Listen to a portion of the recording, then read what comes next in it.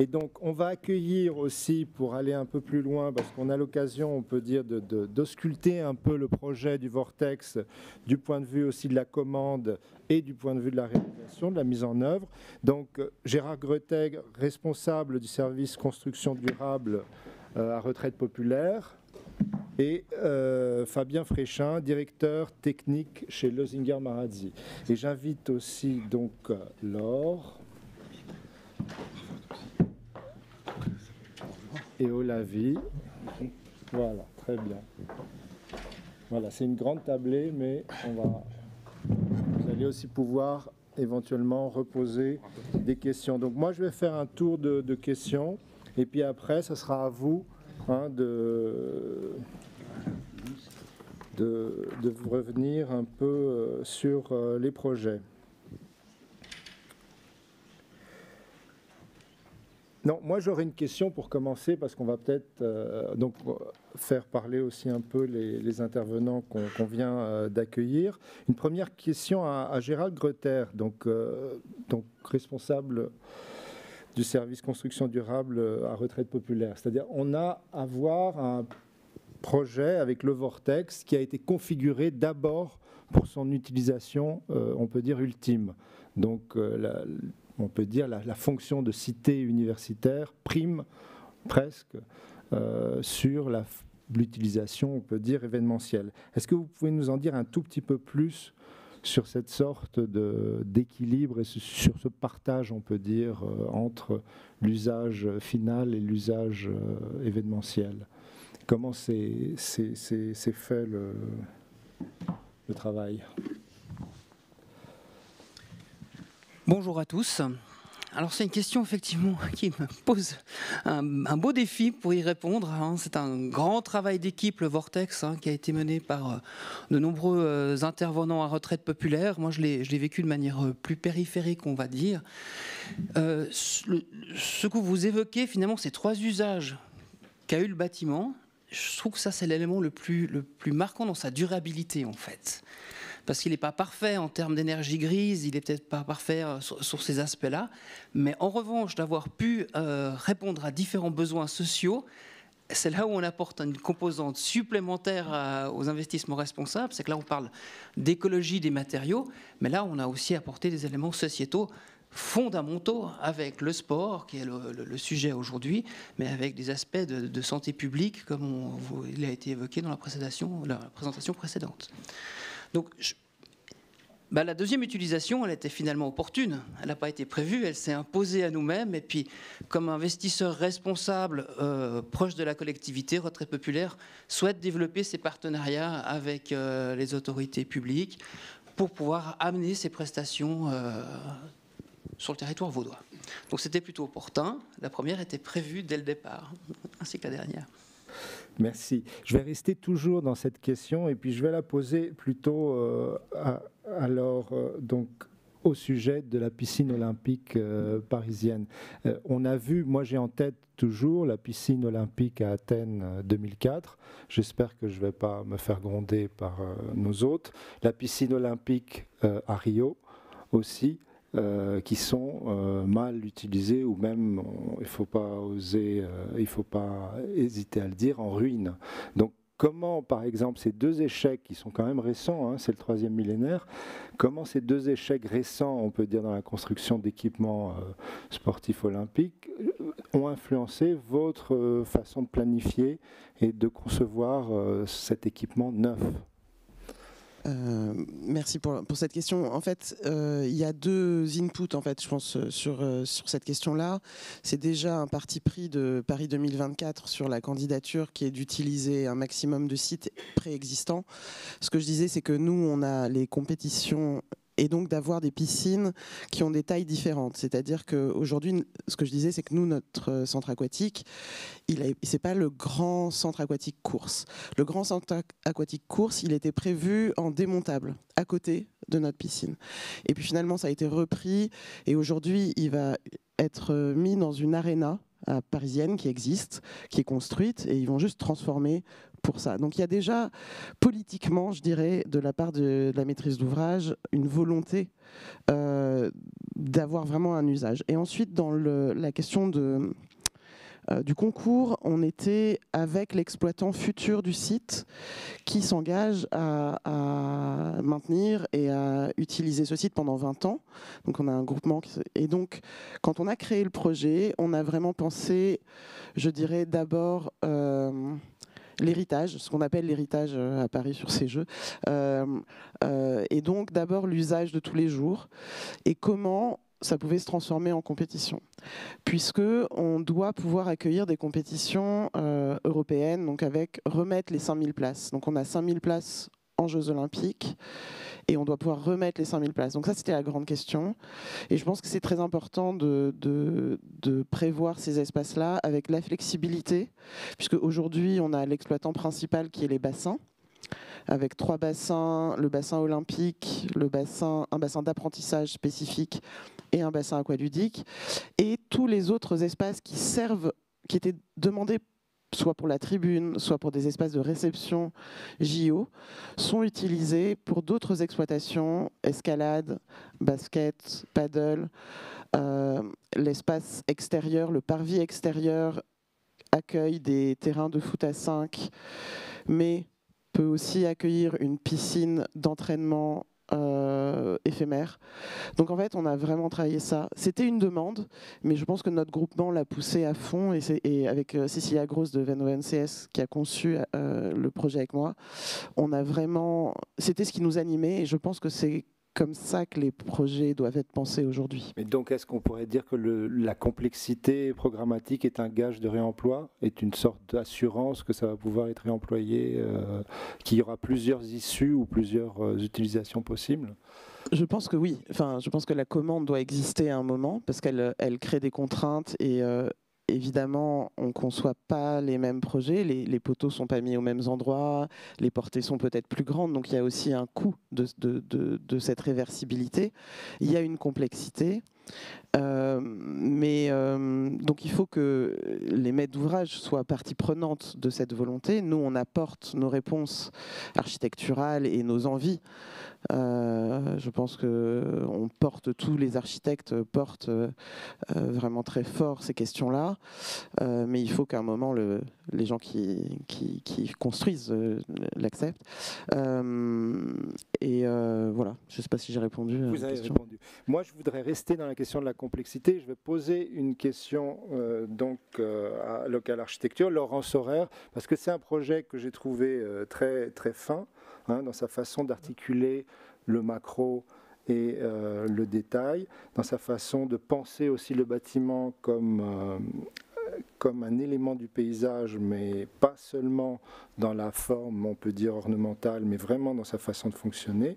Et je voudrais en savoir un tout petit peu plus sur cette idée, on peut dire, d'une lecture très complexe à la fois du site et à la fois du bâtiment. C'est-à-dire, est-ce que c'est vraiment quelque chose qui était déjà dans le programme ou est-ce que c'est quelque chose que vous avez développé beaucoup plus et qui fait en fait partie de la proposition que vous avez apportée ? Bon, alors nous, en fait, les enjeux, ils étaient... Pour un domaine des sports, ils étaient presque territoriales déjà à la base en fait des demandes en fait du concours. Hein. Donc on devait traiter en fait l'échelle macro et puis en fait la question du démarrage d'un projet sur le site a débuté à cette échelle-là. Donc quelque part ce rapport d'échelle en fait, qu'on a essayé de travailler est venu automatiquement dans nos réflexions. Et d'habitude, en fait, dans notre bureau, on travaille beaucoup en fait, par des analyses territoriales et géographiques avant d'arriver à un projet qui soit petit ou grand, parce qu'on pense en fait, qu'il y a un lien intrinsèque entre le territoire et ce qu'on peut y amener aussi, et les différentes demandes, et au niveau du détail pour terminer. Voilà. Très bien, merci. Je pose encore 2 questions et après vraiment je passe la parole à la salle. J'ai une question au directeur technique chez Lozinger Marazzi pour le Vortex, parce que juste quelque chose qui n'a pas été dit et qui, moi, quand je l'ai découvert dans un article d'un ancien collaborateur, Jacques Perret, en fait le bâtiment donne l'illusion d'être unitaire, mais c'est un bâtiment qui est composé, qui fonctionne, on peut dire, assez étrangement d'un point de vue statique, c'est-à-dire la courbe, non? Ou pas? Oui, alors la difficulté a été en effet de jumeler cette hélice avec des éléments quand même relativement plats, puisqu'il faut quand même qu'à chaque étage, chaque personne sorte de son logement, puisse marcher sur du plat. Et donc, il a fallu en effet jumeler ces deux critères. Ça a été une difficulté, oui. Et est-ce qu'on a des retours vraiment sur l'habitabilité de cette rampe? Est-ce que vous vous êtes intéressé un peu à voir finalement comment elle est habitée ou quel est le... Est-ce que c'est un modèle, par exemple, qu'il faudrait reconduire? Est-ce qu'on a trouvé, parce que c'est expérimental, est-ce qu'il faudrait aussi penser à le faire ailleurs? Alors, si nous, habitabilité... Est-ce qu'il y a quelqu'un des trois qui peut répondre à ça, qui a envie? Vous pouvez prendre des libertés aussi un peu avec le sujet. Ouais, c'est gentil, merci. Je propose que Frédéric Flacquemiot, qui est le chef de projet, qui a suivi la construction et qui connaît mieux le bâtiment que moi, et puis probablement certainement mieux sa vie après, puisse y répondre. Il est juste là-haut. On peut lui passer un micro, s'il vous plaît? Merci. Bonjour à toutes et à tous. Oui, alors j'aurais voulu bien répondre aussi à la première question du Vortex, si on avait su que le débat était plutôt sur Vortex. Donc, alors, pour cette deuxième question, oui, l'habitabilité du Vortex, la rampe, elle a une plus-value. Dans le concept de Jean-Pierre Duric, je pense qu'elle était extrêmement encore plus importante de ce qui est vécu aujourd'hui. Vous avez posé 2 questions. La première, l'habitabilité à l'intérieur des appartements. Les appartements sont à plat. Il faut savoir qu'à niveau constructif, tous les dalles en béton sont-elles plates, sauf au rez-de-chaussée. Donc il y a une rampe à niveau des commerces. Le béton, il est avec une pente de 1%. Et la rampe, elle est toujours en pente en béton, mais à l'intérieur du bâtiment, c'est particulièrement horizontal. Et on a des petites marches qui font entrer dans les logements d'un porteur à l'autre. Donc, en partant de ce petit détail, à l'intérieur, c'est bien vécu, mais il n'y a pas un problème réellement d'habitabilité. Par contre, la vie sociale dans le bâtiment, dans la rampe, oui, il y a de la vie, on pourra en avoir plus. Il y a des petites contraintes à niveau SCA, des largeurs de cette rampe qui ne permet pas l'entreposage de beaucoup d'éléments parce que malgré tout, il faut laisser une voie de fuite de 1,20 m. C'est très technique ce que je vous raconte, mais ça limite les possibilités sociales à l'intérieur de la rampe. Et ce qui nous amène à certains endroits d'avoir plus d'espace. Donc on peut bien plus facilement y créer des espaces de vie. Ça se fait. Les exploitants, nos locataires, l'UNIL et le FMEL, ils tentent et ils essayent de la rendre encore plus vivante que possible. Et après, bon, la toiture, pour ceux qui ont eu la chance de la visiter avec le café, ça donne quand même des lieux de vie assez importants. Ça répond à votre question. En partie. Moi, juste une question supplémentaire. Oui, vas-y. Je veux bien ajouter, parce que c'était quand même très important cette question, puisque là, on parle de la densité urbaine ou de la densification urbaine. Donc le Vortex, c'est un exemple de densification. C'est quand même un immeuble de 8 étages. Et quand vous êtes sur le toit de cet immeuble, justement, au café Le Perchoir, que je vous invite à aller voir, et vous vous asserrez sur la chaise, le hibou ou l'autruche, tous les oiseaux qui se perchent, et vous regardez Chavannes et vous regardez autour, vous voyez des immeubles carré, gris, 6, 7 niveaux. Et on se dit, mais c'était quand ça? le vortex donne une image de vie et de fraîcheur avec le bois et dans la couleur, qui donne un côté village et un côté ensemble, où la densification, la densité urbaine, on ne l'aperçoit pas du tout. Et donc, l'habitabilité est très renforcée, et je pense que c'est très bien vécu. Il y avait la télé Vaud-Fribourg qui est passée faire un petit reportage en début de semaine, ça doit passer demain soir, je crois. Voilà, tous ceux qu'on a interviewés sont super contents. Bon, on est au début de l'histoire, puisque cette nouvelle vie, elle a commencé il n'y a pas très longtemps. Et donc, je pense que c'est un exemple de densification où, à la fois, la spatialité de l'immeuble et l'apport du bois, la couleur et la fraîcheur du bois fait qu'on a un ensemble qui est très chaleureux, où on ne reçoit pas la psychose de l'immeuble blocos. On est à l'opposé du blocos, de mon point de vue. Merci. Je pose une dernière question à Dimitri Roussel concernant, parce que vous avez dit quelque chose qui m'a interpellé. Bon, moi, j'ai essayé de présenter la version vertueuse, on peut dire, de la gentrification. Elle existe sûrement, mais bon, c'est vrai que quand on construit comme ça des programmes très ciblés, ils ont aussi peut-être tendance des fois à se transformer en îlots et à être un peu repliés sur eux-mêmes. Donc, que peut faire l'architecte au moment de la conception? On peut dire, là vous nous avez donné un exemple, hein, c'est-à-dire faire un équipement public dans la partie tertiaire du programme. Est-ce qu'il y a d'autres choses, on peut dire, dans la conception de ce village olympique, qui soit de vous ou de quelqu'un d'autre, qui va dans le sens, on peut dire, du maintien de la porosité, du maintien de l'ouverture, on peut dire, du quartier à venir? Alors, ça marche, oui. C'est un gros enjeu, hein, donc après c'est vrai que c'est un territoire il va avoir une gentrification.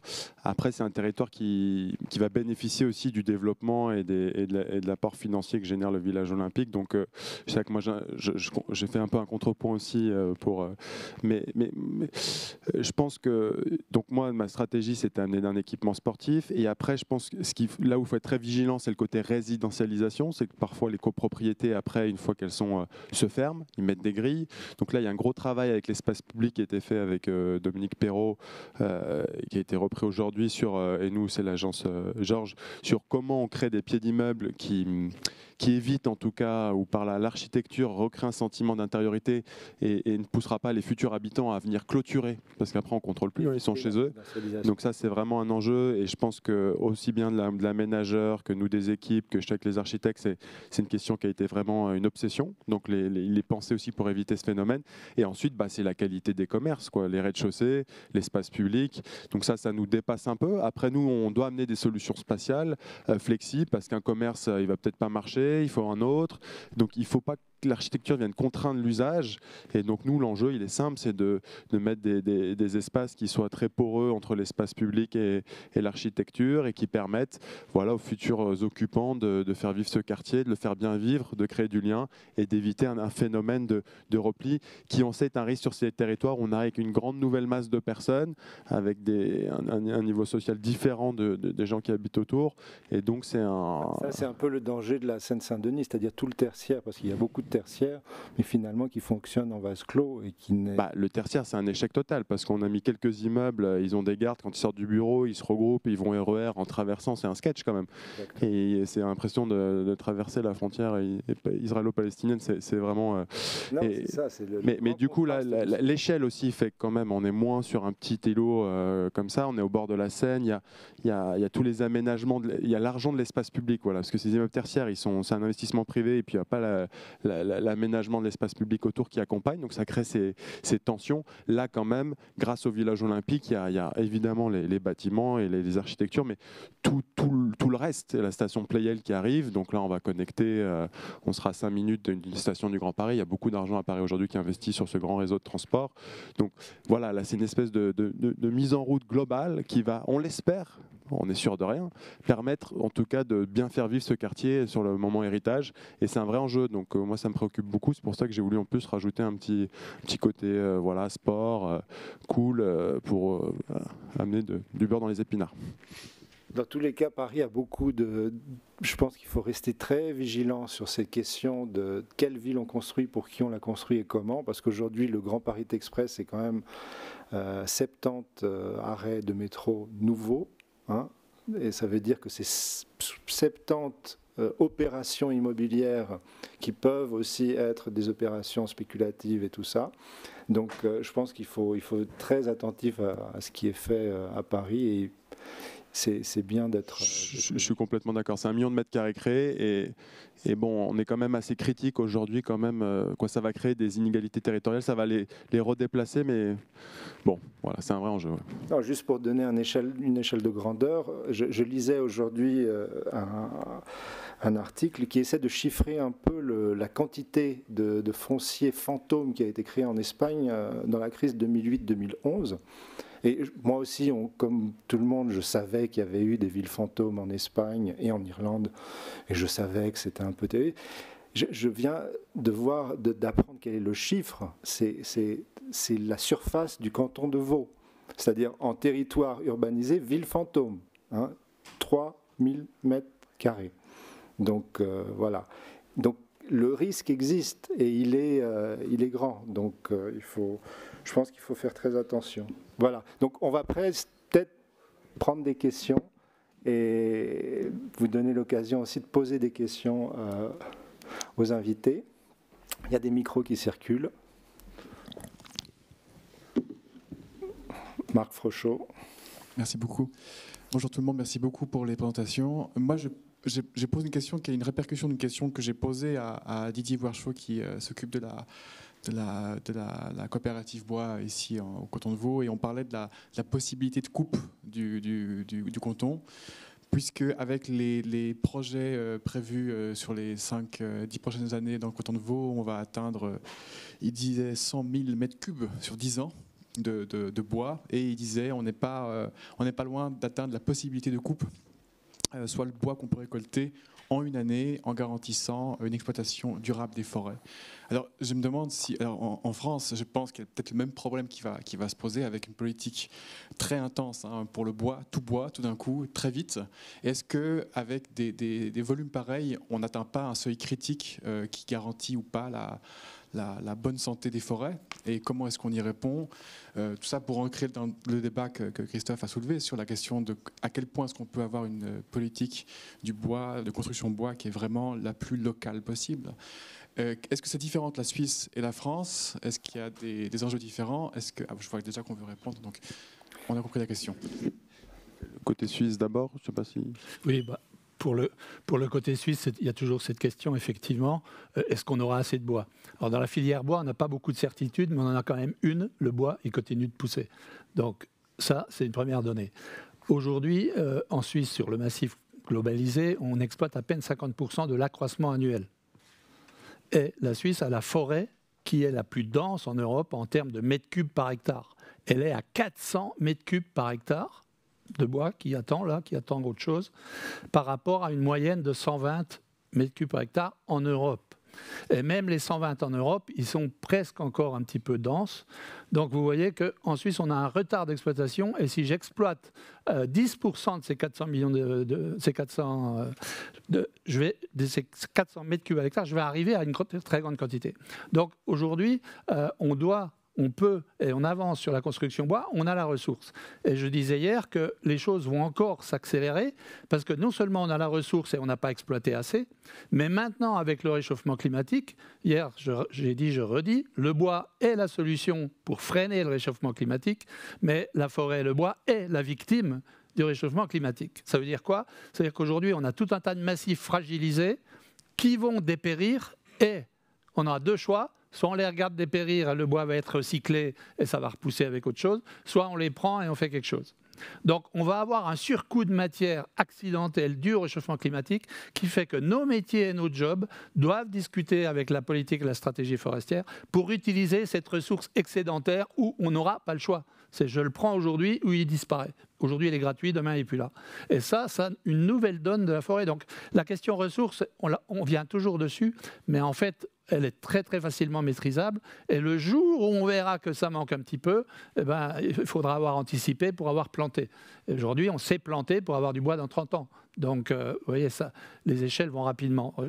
Le sujet forestier, je sais, est très sensible et il faut avoir les arguments pour expliquer ces potentiels qui vont venir. Il y a en effet un besoin de structurer la filière pour exploiter cette ressource. Cette ressource, elle est là, la quantité est disponible.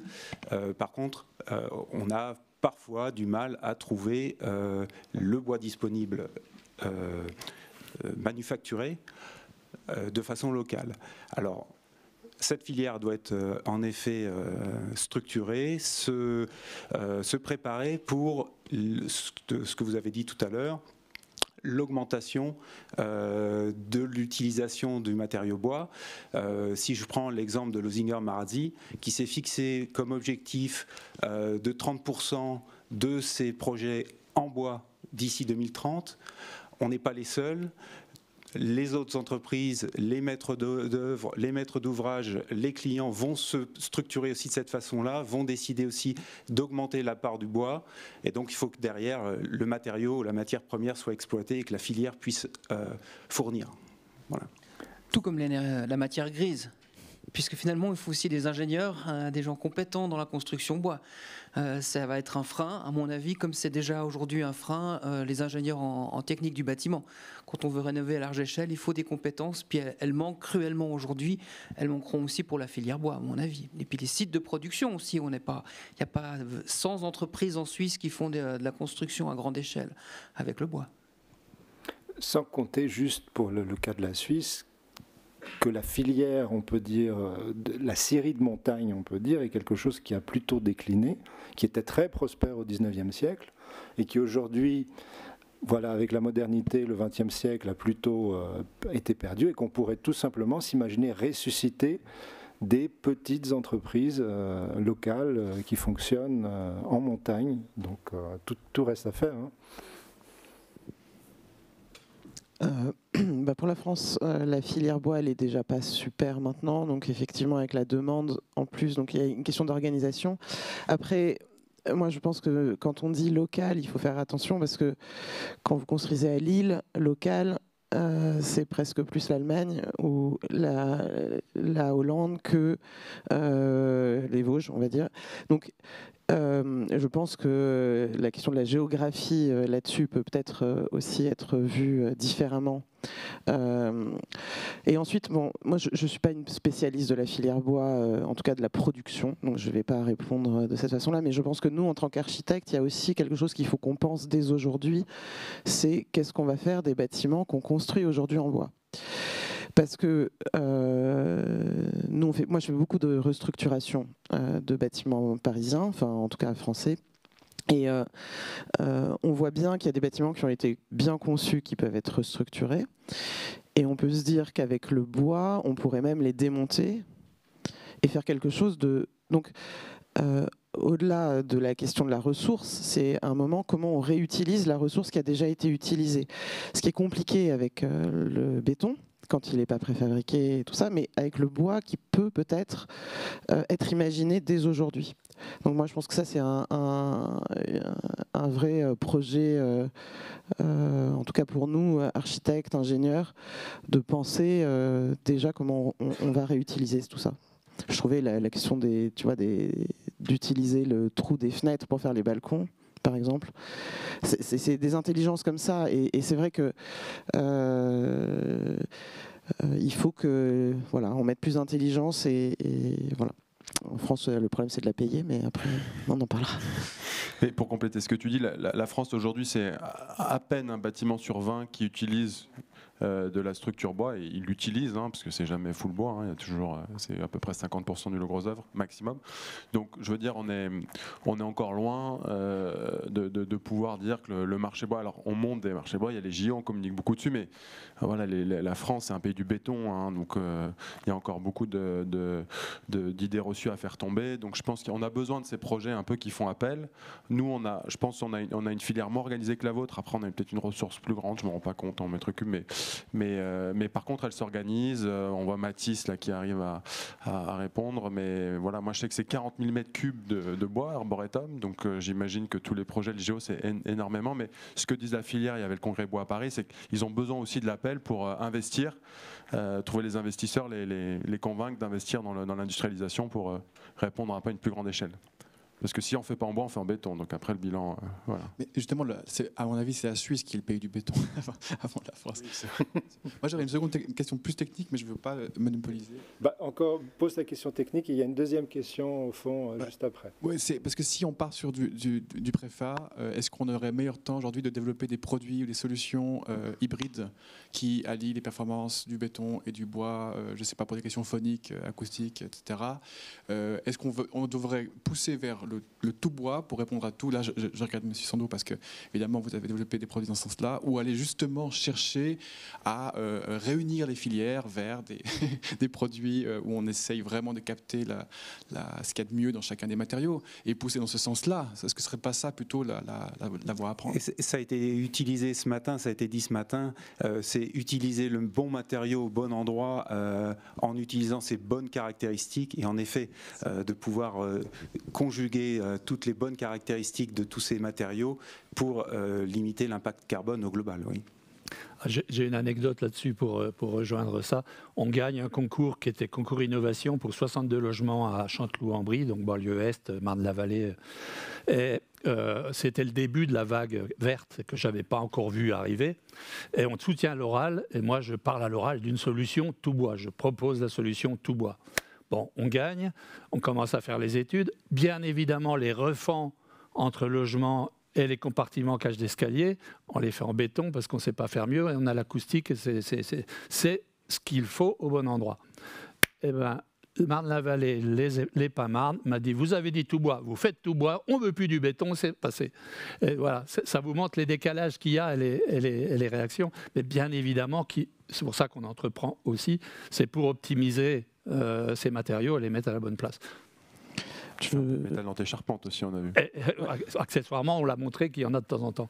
Non, mais c'est vrai qu'aujourd'hui, politiquement, en France, à Paris, moi j'ai un petit projet à Paris où c'est un sujet très très sensible, le matériau de construction, où les politiques disent il faut faire du bois, mais il faut mettre de la pierre à l'extérieur, et puis il faut quand même avoir exactement le même confort acoustique, et puis il faut avoir tout, mais tout décarboné. Donc il y a un gros travail, je pense, de tous les acteurs du bâtiment, en fait, d'éducation et d'explication à dire qu'il y a des matériaux, le béton, il faut en utiliser très très peu, mais on ne va pas faire des fondations en bois. Donc à un moment, et ça c'est un peu ce qu'on fait tous les jours, mais c'est vrai qu'aujourd'hui il y a la réunification des filières pourrait être une très bonne solution. C'est pas tout à fait le cas en tout cas. Il y a une question tout au fond d'abord, puis monsieur. Oui.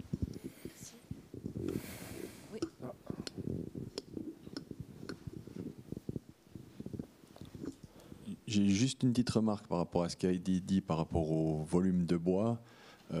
Si je prends un peu mon domaine qui est le bois dur, simplement en Suisse, 60 à 80% de ce qui est produit dans les forêts actuellement est envoyé en Asie pour nous revenir sous forme de meubles ou de plateaux.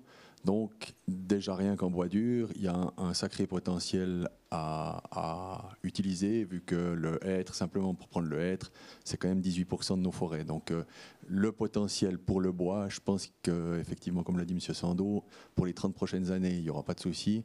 Et il faut qu'on se pose la question pour plus loin. Mais ça, ce n'est pas un problème, en tout cas actuel, à ce niveau-là. Merci pour cette précision. Il y avait une deuxième question au milieu, là.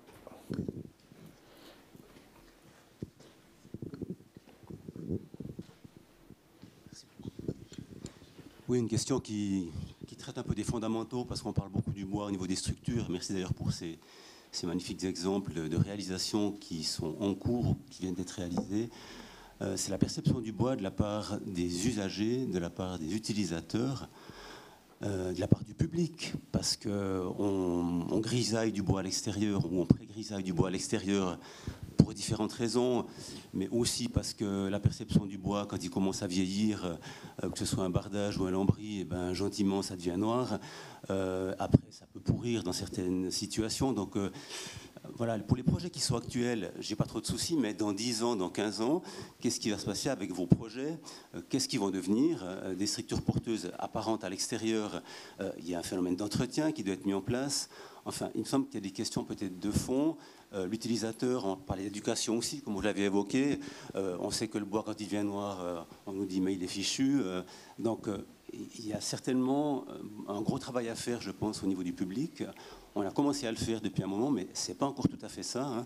Une façade qui est noire pour du public, c'est qu'elle est moche déjà, c'est ce qu'on entend aussi. Donc il y a vraiment un gros job, il me semble, à faire pour sensibiliser le public par rapport au vieillissement du bois.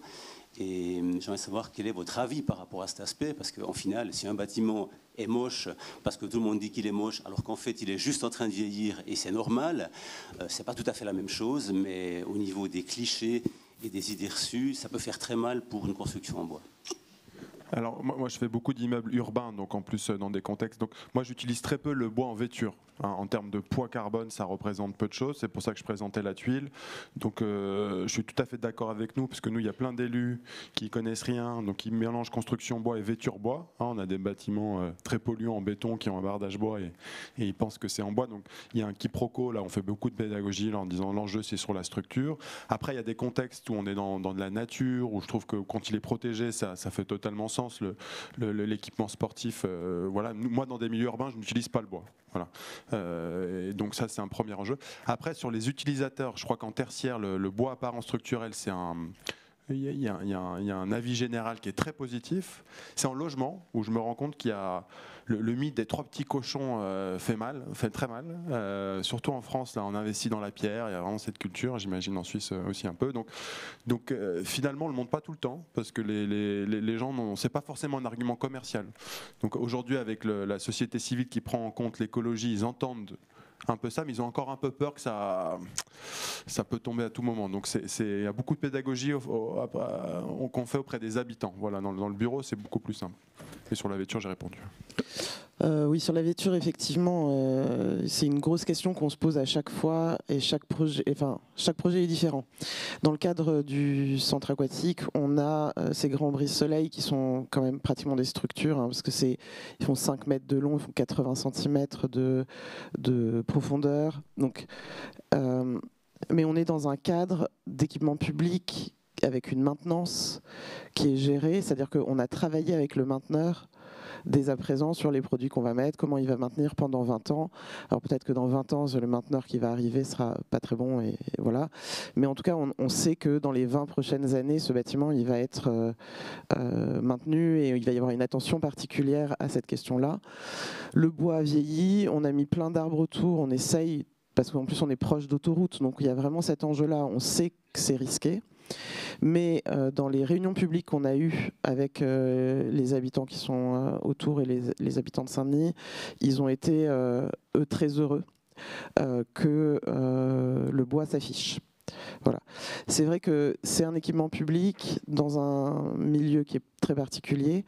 Dans les bâtiments, on va dire urbains, en centre-ville, moi je ne mets pas de bois non plus. Je suis plutôt sur une vêture, structure bois et vêture différente. Ce qui pose des questions d'ailleurs d'ATEX et de trucs comme ça. Si je peux juste apporter un petit élément de réponse avant toi. Il y a 2 choses à laquelle je pense. La première, c'est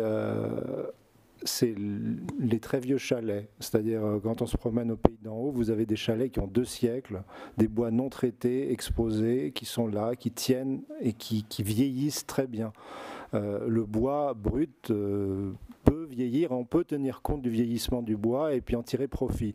Le deuxième, c'est juste en face, si vous avez des clients qui vous disent le bois ça vieillit mal, vous les envoyez voir la Grange au Lac de Patrick Bouchin juste en face. C'est un très beau bâtiment qui vieillit très bien.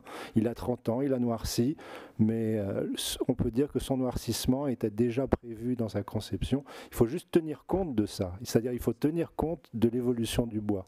C'est juste une phase. qui est un peu délicate. Au début, le bois, il est blanc, il est magnifique. Et puis après, j'ai fait plusieurs réalisations en bois. Après, il y a des lames qui restent assez belles, d'autres qui sont noires. Vous prenez l'Athénium à Neuchâtel, par exemple, le musée, oui. L'Athénium, en fait, il est devenu tout noir et c'est magnifique. Il est presque métallique. Donc mais il y a toute une phase, je dirais, qui est assez délicate et de vieillissement qu'il faut aussi accepter. Le chalet, effectivement, il a 200 ans, il n'y a plus de soucis. Hein. Jean-Luc ? Oui, je voudrais ajouter quelque chose. Il faut voir deux aspects. Il y a deux grandes composantes. Il y a le passé. Ce qu'on est en train d'évoquer ici, c'est les images de ce qui ne marchait pas. Aujourd'hui, on sait quand même faire un peu mieux par rapport à ces pièges. Vous évoquez le pré-grisement, par exemple. C'est une solution assez générale, cheap. Il faut savoir aussi une chose que vous n'avez peut-être pas en tête. Quand on fait des concours d'architecture, aujourd'hui, le bardage le plus cheap que vous allez trouver sur le marché, c'est la planche bois pré-grisée. Vous n'avez pas moins cher. Vous avez la planche bois pas pré-grisée aussi, mais vous n'avez pas moins cher. Tout ce qu'on va mettre et inventer d'autres choses, c'est plus cher. Donc, vous voyez, il y a déjà cette composante économique. Donc oui, il y a cette image du bois qui grise, ainsi de suite. Ça, c'est le passé. Le présent, on sait faire un peu mieux. Et on arrive maintenant avec la couleur. J'étais dans les prix Lignum, on a validé, on a donné le prix à une surélévation à Vevey, elle est rouge sur un bloc blanc. Elle ne va pas bouger. On a des progrès faramineux sur les traitements et les lasures du bois. Donc on introduit la couleur en écho ou en complément de la gamme qu'on avait aujourd'hui, blanc, clair ou grisé. Et il y a une troisième composante qui débute. Et ça, c'est aussi une anecdote. On est en train de livrer dans Paris 19e un R+6 totalement en structure bois. On ne voit pas un bout de bois nulle part. C'est la première fois que ça m'arrive. C'est les murs enduits, briquettes à l'extérieur, côté intérieur, doublage placo, peinture. Tout est revêtu, vous ne savez plus que c'est de la structure bois. Et ça, c'est un autre marché de structuristes qu'il faut industrialiser, valider, développer, accélérer pour faire ce genre de projet qu'on aura. C'est un tout à fait autre marché qui vient. On est sur deux blocs de R+5 dans Paris 20e, Paul Meurice, où on a 3 étages en bas qui sont en ossature bois. À l'extérieur, on a posé le fameux Pavatex. Ici à Lausanne, on connaît tous le Pavatex rigide. Pavatex rigide à l'extérieur, enduit. Parce que les architectes voulaient du dur dans le 20e au rez-de-chaussée pour pas le vandalisme. C'est dur. C'est un mur bois avec un Pavatex laine de bois dense et un enduit. Et c'est totalement innovant. Donc vous voyez, il y a plein de solutions. Il y a des choses qui viennent et ça se décale toujours avec l'actualité. Et c'est pour ça qu'il faut bosser ensemble. Parce il y a toujours un truc qui est nouveau qu'on n'avait pas avant. Donc il faut faire avec. Mais c'est un grand sujet. Merci pour ça. On va prendre encore 2 questions. Donc est-ce qu'il y en a dans la salle ? S'il vous plaît. Donc monsieur...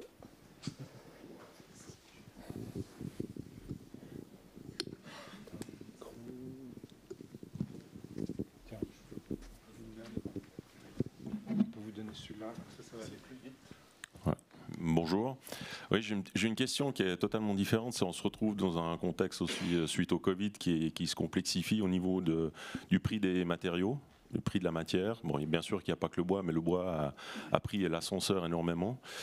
Ce qui n'est pas très favorable à se dire aujourd'hui on va dans un sens de construction et de développement durable avec des prix qui montent énormément au niveau du bois et la provenance des matériaux. M. Sondon vous l'a bien expliqué, il y a assez de bois en Suisse, mais en fait aujourd'hui pour se faire fournir en matière c'est très compliqué, très très compliqué, donc des délais qui sont rallongés.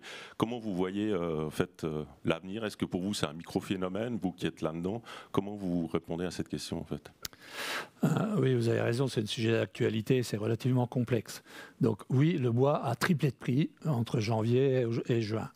Mais l'acier a doublé. Le placo était en rupture. L'aluminium était ailleurs, bloqué.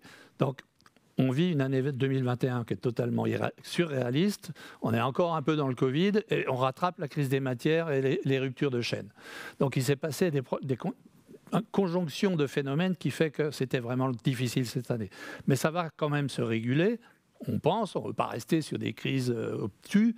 Donc ça va se réguler, mais c'est une vraie question et ça répond à ce qui a été évoqué avant. C'est que il nous faut plus d'entreprises. La matière, on l'a, mais il faut la transformer. Et puis tout ça, ça va se faire à la vitesse de l'économie. Parce que si le bois monte trop, je ne construirai plus en bois, et puis il va rebaisser. Donc tout ça s'équilibre par rapport au marché, par rapport aux besoins et à ce que la société peut payer. Donc c'est un équilibre qui se fait toujours, tout seul, à chaque instant. Et là, ça va se réguler. Et oui, on commence à souffrir sur des concours. On nous dit, qu'est-ce que vous nous dites pour le prix du bois ? Vous voyez ? Donc c'est de l'actualité, ça devrait aller mieux dans quelques temps, ça va rester plus cher. Il ne faut pas oublier, on peut dire quelque chose quand même. Là, cette saloperie de crise de 2008, qui était très grave et où on n'a rien fait pour essayer d'aller mieux, nous a fait détruire la moitié de l'économie jusqu'en 2018, avec la récession, la déflation, les machins, tout s'est arrêté. Vous avez évoqué les scieries en Suisse. Je pense qu'on a mis 30% ou 40% des scieries à l'arrêt entre 2008 et 2018. Et puis aujourd'hui, que ça repart un petit peu, on dit « Ah, il faudrait recréer ». Donc évidemment, c'est beaucoup plus difficile à recréer et à relancer la machine. Donc voilà, c'est des sujets d'économie et de macroéconomie qui sont très complexes, très nouveaux, mais j'ai envie de vous dire, allez dans un congrès d'économistes. Est-ce qu'il y a encore une règle de l'économie aujourd'hui ? Est-ce qu'il y a encore une règle de la finance où on imprime du papier tous les jours depuis 15 ans ? Où est la règle ?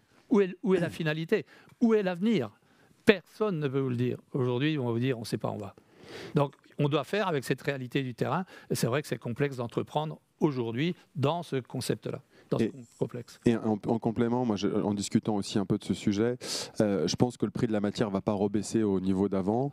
Donc je pense que nous, déjà concepteurs, aussi, c'est embryonnaire encore la construction bois. Donc en maîtrisant cette question, en optimisant les choses, on va pouvoir baisser le coût par la matière grise.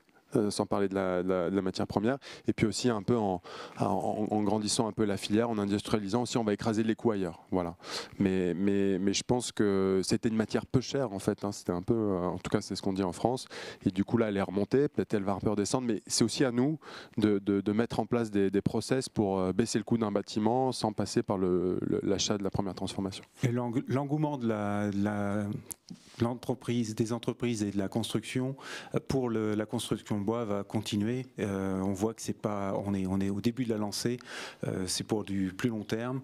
Donc il n'y a pas de raison qu'on commence ensuite à réduire la quantité de bois dans les constructions. Donc il n'y a pas de raison que les prix commencent à rebaisser par une demande plus faible. Donc je pense que c'est quand même une tendance à long terme d'avoir des prix assez élevés pour la construction, pour le matériau, la matière première bois. J'ai encore 3 questions, donc il y en a une. Oui, bonjour. On sait en Suisse, en tout cas, on a une politique pour sortir du CO2. La moitié pour 2030, en totalité pour 2050, c'est pratiquement demain matin. Donc il faut une certaine rapidité. Et on voit que certaines... C'est bon ? Ouais. On voit que certaines entreprises, comme Rosinger, où vous faites le pas progressivement, et on salue la chose. Il y en a d'autres qui ont des démarches beaucoup plus radicales. Je pense à vous-même, Monsieur Dimitri Roussel. Et j'aimerais savoir finalement quel a été l'impulse, ce qu'il a fallu mettre en place, le temps peut-être même pour cette conversion, les surprises bonnes ou mauvaises, qui peuvent inspirer autour de vous le changement de paradigme finalement dans la construction qu'on connaît aujourd'hui. Moi, c'est un peu moi, j'ai pas eu la chance de grandir dans un univers ou dans un pays où la culture bois m'a imprégné. Donc, je l'ai découvert un peu par le milieu professionnel. Et moi, c'est une prise de conscience, voilà, à 30 ans, de me dire, je suis dans l'industrie la plus polluante, l'industrie immobilière. Donc, c'est à nous donc, moi, j'ai pris un peu une décision radicale. J'ai eu la chance de faire un bâtiment emblématique. Et puis après, voilà, je suis arrivé à un moment aussi, j'ai plein de confrères qui font ça depuis bien plus longtemps que moi, mais qui étaient dans un temps politique où c'était pas une attente. Donc et je les remercie d'ailleurs, ils se sont battus, mais avec peu d'opportunités. Moi, mon changement de radicalité, il est arrivé aussi à un moment politique où il y avait des attentes. Donc finalement, je bénéficie quand même d'un contexte, en tout cas en France, où il y a eu des attentes. J'ai eu un premier bâtiment emblématique et puis voilà, j'ai pu, avec mon énergie, tout ça, faire un changement assez radical, garder des valeurs, essayer d'emmener le bois aussi avec un registre personnel d'architecture. Et aujourd'hui, voilà. Et moi, mon nouveau combat, c'est baisser le prix. Voilà, on parlait du Lacaton Vassal du bois. Je trouve que c'est une œuvre exceptionnelle, mais c'est aussi avant tout une approche économique et que ce soit pas que sur des territoires métropolitains où il y a de l'argent ou qu'on puisse construire en bois. Très bien. J'ai encore 2 questions. Vous en aviez une ou c'est là.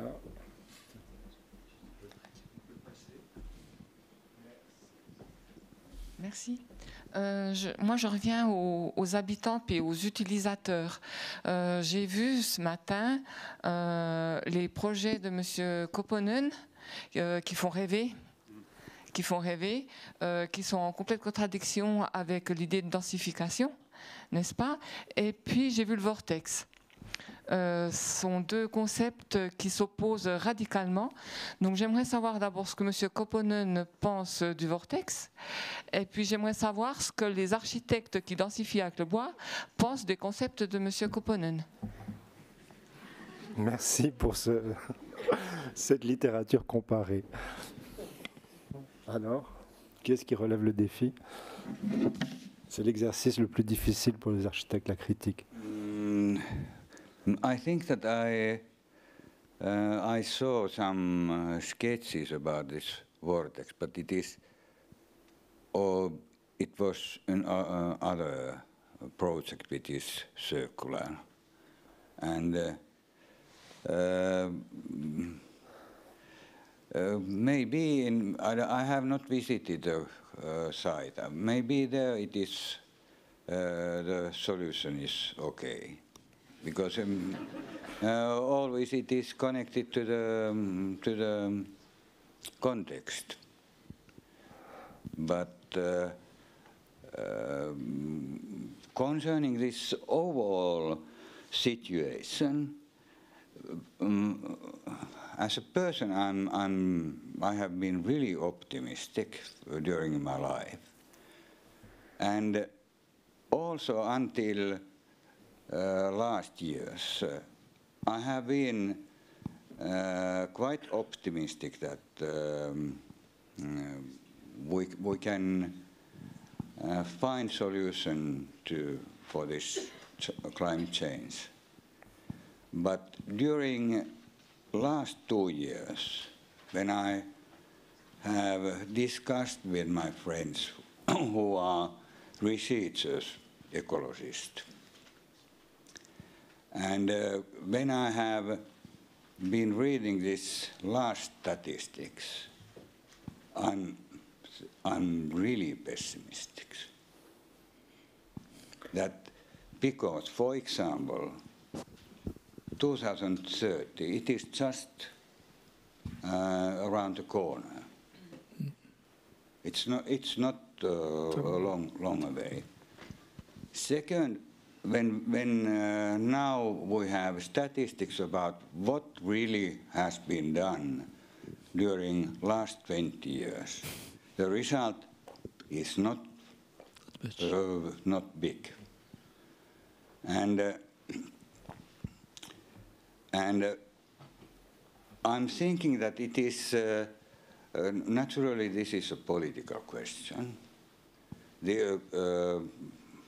Mainly on concerning, for example, traffic or energy production, it is also a technological problem, because actually we don't have that technology which is needed.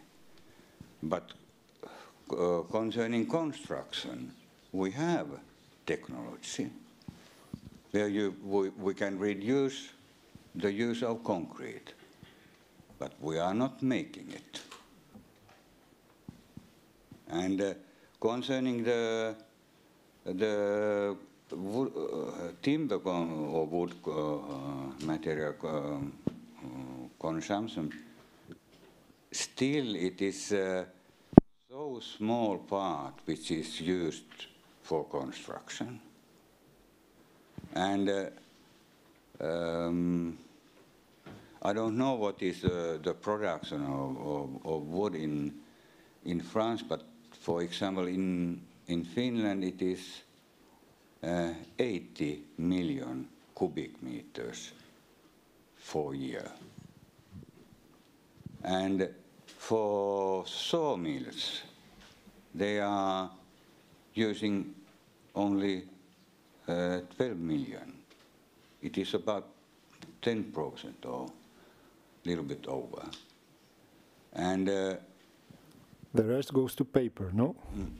The rest is used for paper. No, not nowadays. It is the biggest amount is in Finland. It is used for cellulose. Okay. It is about 50%, and paper production naturally it is going down everywhere. But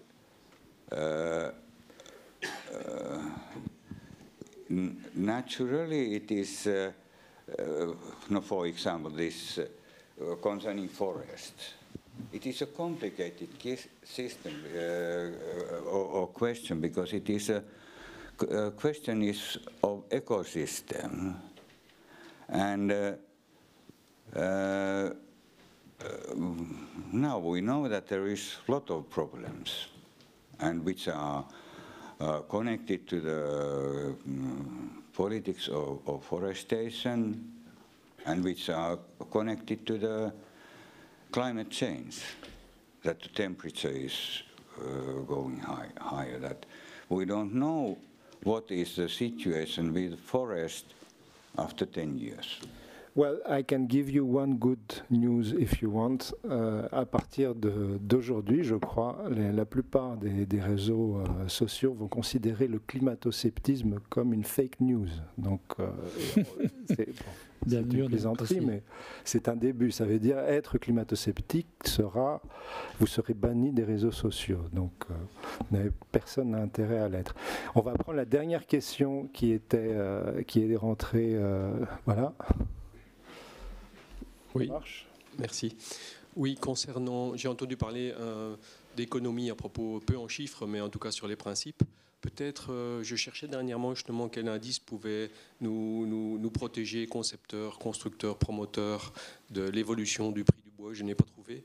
Je sais que certains fabricants ont des micro-indices. Peut-être qu'une des solutions, alors qu'on l'a en béton, on l'a en acier, si on pouvait l'avoir en bois, peut-être que ça éviterait certains quiproquos et puis ça permettrait aux gens d'être plus promoteurs de la filière. Alors, je peux dire un mot sur justement cette gestion de crise et de pic de matière. L'État français a quand même pris la décision avec les services publics d'aider et d'accompagner les pics des entreprises qui s'envolent. Donc, on peut avoir le maître d'ouvrage public aujourd'hui vous prend l'offre que vous aviez il y a 9 mois au prix 1 et l'offre où vous avez acheté au prix 3,5 et vous paye la différence. Donc c'est assez remarquable et assez exceptionnel pour qu'on le cite. C'est encore pas arrivé sur le compte, mais ils m'ont dit que ça marche et que ça sera fait. Et voilà, c'est ce genre de choses qu'il faut que le public puisse accompagner pour les crises. Après, le long terme et la régulation, ça c'est dur à dire. La boule de cristal aussi, il n'y a plus personne ne l'a aujourd'hui. Mais il y a quand même encore une entourloupe. C'est que normalement, officiellement, il y a des indices de révision des prix. Et l'indice de révision des prix du bois du 1er janvier au 30 juin, il a pris 3,7%. Quand on paye les matières 300% plus cher. Donc vous voyez, il y a de l'inflation cachée. Ça fait partie de la nouvelle économie et de la planche à billets. On est en pleine inflation cachée où on vous dit qu'il y a 1 ou 2% d'inflation alors que hier, le prix du gaz a pris 30%. Donc voilà, c'est tous les jours comme ça. Donc très très dur à gérer. Et là, cette année, il y a eu un petit effet anticyclique avec les pouvoirs publics français. En Suisse, je pense que c'était aussi discuté, c'était possible d'y arriver. Donc voilà, mais évidemment, on ne peut pas aller très loin comme ça. Donc, bon, sortir. On va rester sur ce mot pour l'économie parce que je pense que vous voulez aussi faire une pause. Ne vous en allez pas. En deuxième partie, nous avons Yves Weinand, Emmanuel Ray, Thomas Buchy. Et puis encore des débats. Et bien évidemment, vous pourrez toujours poser certaines questions à des invités qui étaient là en première partie de soirée, s'ils sont encore là. Merci et puis à tout à l'heure. Merci.